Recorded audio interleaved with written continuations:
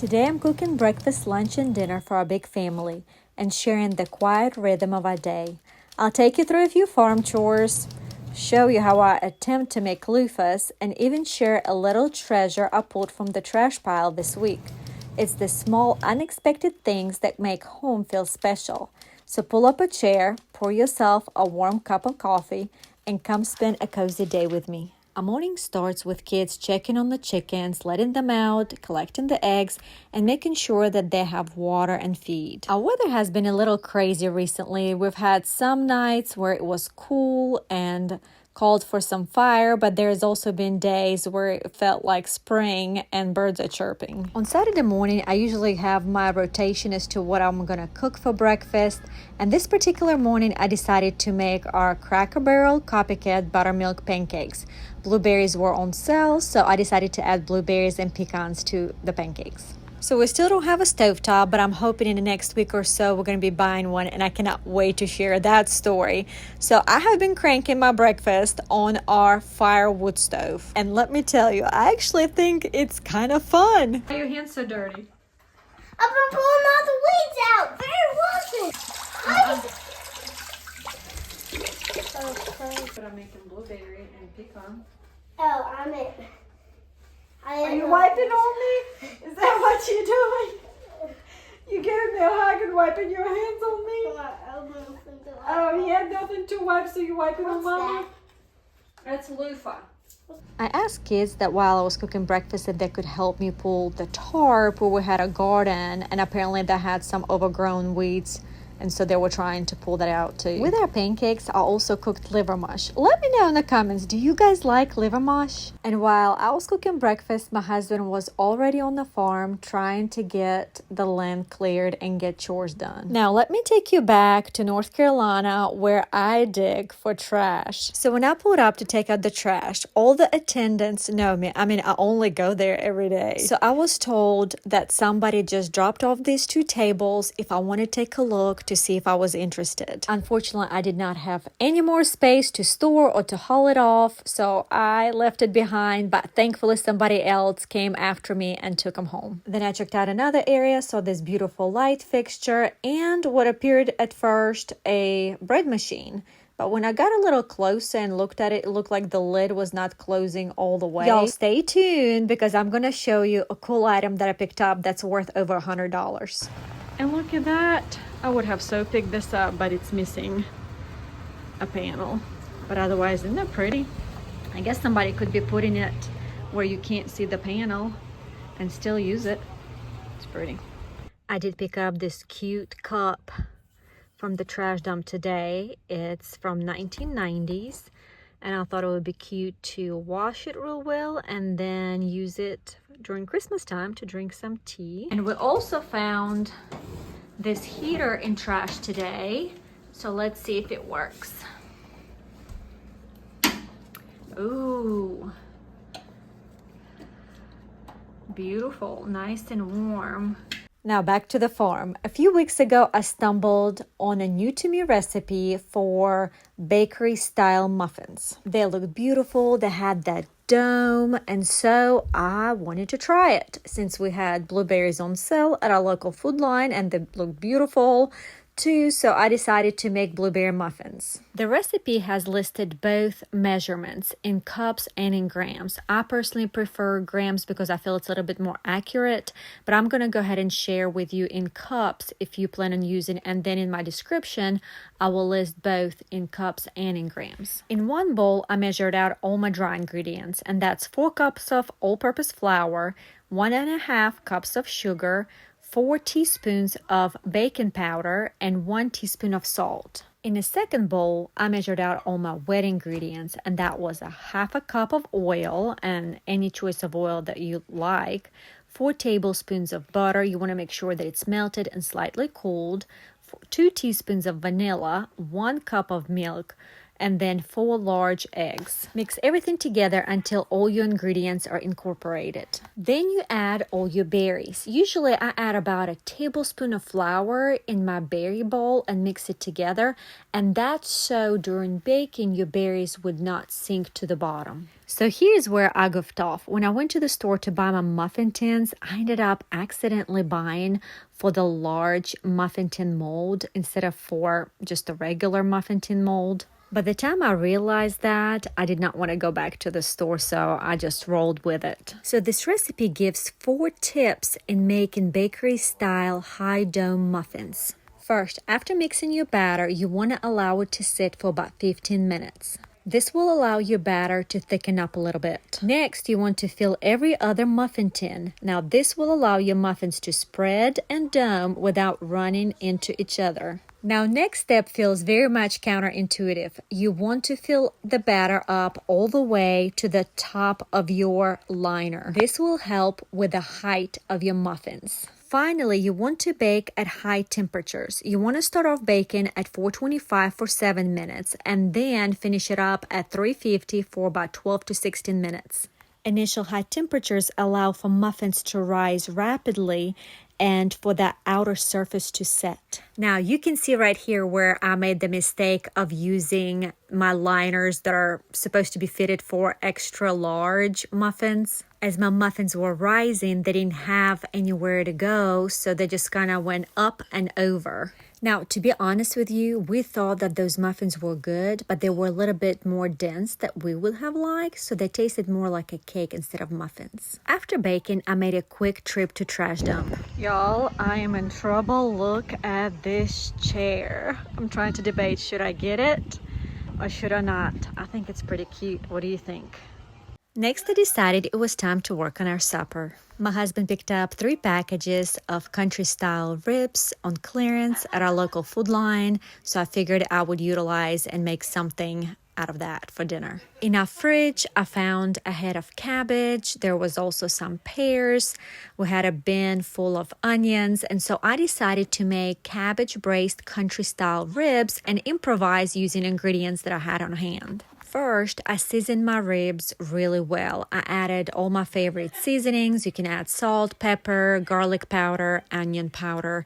And one probably odd ingredient is I added a little bit of brown sugar, so that way they'll be a little bit on the sweeter end. Now, in the perfect world, if I had a stovetop, I would also sear my ribs on each side so all my seasonings would bind. But because we don't have that right now, I just did what I could with what I had, and so I decided just to leave it as is. I chopped up my cabbage, chopped up my pears and onions, and then I layered everything. I started off with layering all my vegetables and fruit on the bottom. Then I added the ribs and repeated the process. Now, once everything was in the crock pot, I added about half a carton of chicken broth. I had a jar of pasta sauce on hand, so I decided to add that to my crock pot. And then I looked and saw that I probably need to add another half a carton of chicken broth. I turned my crock pot on low and let it simmer for about 8 hours. A friend of mine gave me this loofah from her plant a few weeks back, and so I decided it was time for me to go ahead and figure out and learn how to process it. And I actually did that first thing in the morning before I did my breakfast. Have I ever processed loofahs before? No. Do I have a clue of what I'm doing here? Also no. Now, this loofah is not naturally dried all the way, but a viewer gave me an amazing advice of letting it soak for an hour so all the seeds would come out. So I did just that, and after about an hour, most seeds came out. I still had some that I still had to figure out how to get them out. The most logical thing to me was to cut them up and try to scrape all the seeds out, and that seemed to help. After the seeds were out, I set my loofahs on a drying mat and then decided that, hey, I think I can also use and preserve these seeds to plant them myself next year. Now, I did read that when you take the seeds out and wash them, you want to make sure that they are completely dry so that way once you package them and store them, they do not mold. After my loofahs dried a little bit and they were no longer soaking wet, dripping water, I decided to pull a little twine around each one of them and then hang them up near a fire stove. So that way I figured they would dry maybe a little bit quicker.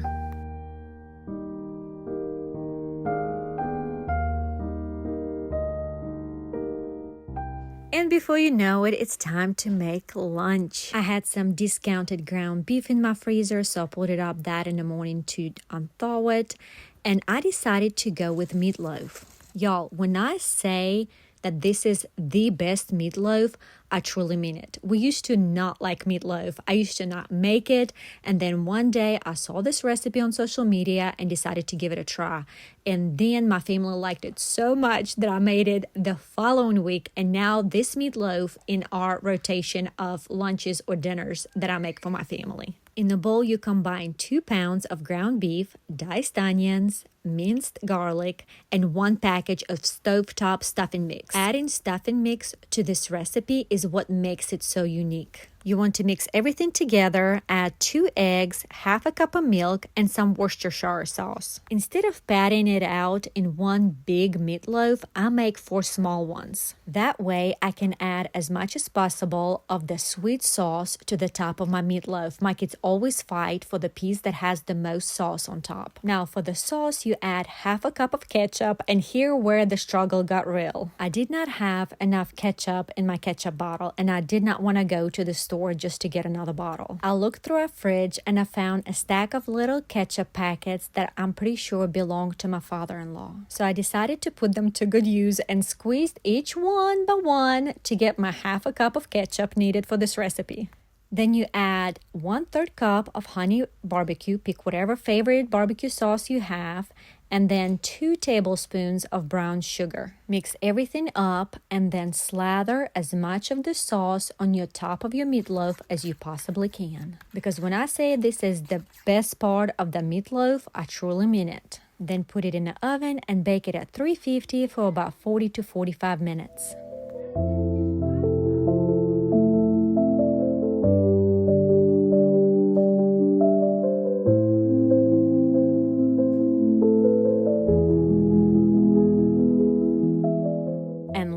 Is ready. For lunch we had green beans, meatloaf, and I also made a pot of mac and cheese in my slow cooker. One of the things that I can tell you about myself is that I do not like cheese. I do not like the texture of cheese. I do not like flavor of cheese. The only thing that has the word cheese in it is I like farmer's cheese, cottage cheese, and cream cheese. So when I make mac and cheese, it is purely out of love for my family. And as a sweet treat, we all tried muffins. And as I mentioned before, we really enjoyed the flavor profile, but the texture tasted more like a cake instead of a muffin. Once everybody's bellies were full, it was time to get this house tidy up a little bit. And as a family of 6, one chore that I do every day and sometimes twice a day, and that is laundry. Now, my kids are really good about helping with chores, especially laundry or dishes. But a lot of times when we're on the farm, they would go outside and help my husband, for example, pick up rocks on the farm so that way we can plant more seed for hay for our bison. So while the kids are gone, I try to tidy up the house. I do laundry, I do dishes, and then I sweep the floors. Now, we do not wear shoes inside a house, and growing up in Belarus, culturally, you never wear shoes inside your own house or when you go visit somebody else. But somehow, our floors still tend to collect bits of life throughout the day. Once the chores inside are finished, I move on to the outside. I'm taking a little break, enjoying my rocker, because next, I need to plant 4 plants. So one of the things to tell you guys about myself, I absolutely am obsessed with planting as many fruit trees, as many fruit plants as I possibly can. My kids love berries and they're quite expensive at the grocery store. So I'm on a mission to grow our own, and Lowe's, y'all, November, end of October, beginning of November, the best time to buy them. Our Lowe's in North Carolina had them for 50% off all plants. And so I picked up mulberry, 2 mulberry. I picked up 1 grape and 1 blueberry. So let's go get planting. Y'all, I have unhealthy relationship with plants. In spring, I bought so many plants to plant in a garden, and then in the fall, when they go on clearance, I have a hard time passing them by. At this point, my kids say, "Mama, just keep on moving, no more plants." My friend once told me that the best time to plant was yesterday, and I so wish that I would have planted 5 years ago, so today we could have enjoyed the harvest. And once all chores outside were complete, it was finally time to come inside and enjoy our dinner. I made rice to go with our meat and vegetables, and let me tell you, this made-up recipe turned out so incredibly delicious. It smelled divine, it tasted wonderful, and everybody enjoyed it. At this point, I am not gonna lie, I was feeling a little tired, and the best item that I have purchased at Goodwill while we were stationed in Missouri was this $40 massager. This is the side of the couch that all my kids fight for, and today it was my turn to enjoy it. And small joys like that keep me going. See you on the next page, friends.